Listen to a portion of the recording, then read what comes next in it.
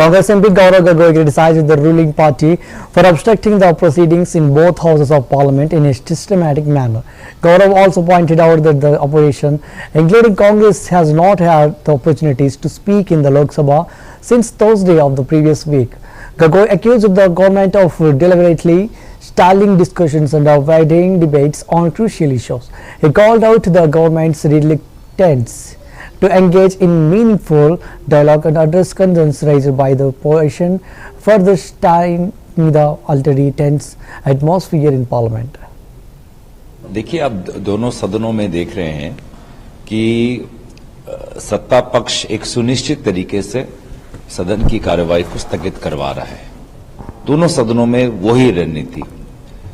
अब तो पिछले हफ्ते के जो बृहस्पतिवार था, उसी दिन आखिरी दिन था जब विपक्ष अपनी बात लोकसभा या राज्यसभा में दर्ज कर पाया है।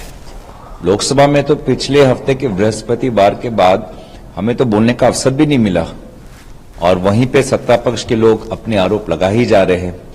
तो कहीं ना कहीं एक सुनिश्चित रूप से सदन को स्थगित करने का, सदन को बंद करने का, चर्चा न हो, कोई महत्वपूर्ण विषय न उठे, इस प्रकार की रणनीति सरकार की है। देखिए, जब बिल आएगा तब उसके बाद हम प्रतिक्रिया देंगे। अभी तक तो हमने बिल को बिजनेस में लिस्ट होते हुए देखा नहीं है, तो जब बिल आएगा उस समय हम प्रतिक्रिया देंगे। नहीं ऐसे इसके पीछे जो राजनीतिक मंशा सब जानते हैं, जहां पे चुनाव आयोग की निष्पक्षता पर सभी लोग, सभी पार्टियां सवाल उठा रहे हैं। देश का विश्वास आज चुनाव आयोग की निष्पक्षता से उठ चुका है।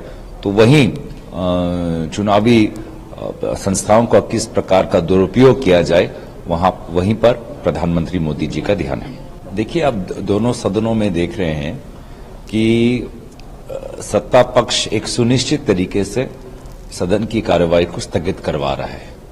दोनों सदनों में वही रणनीति।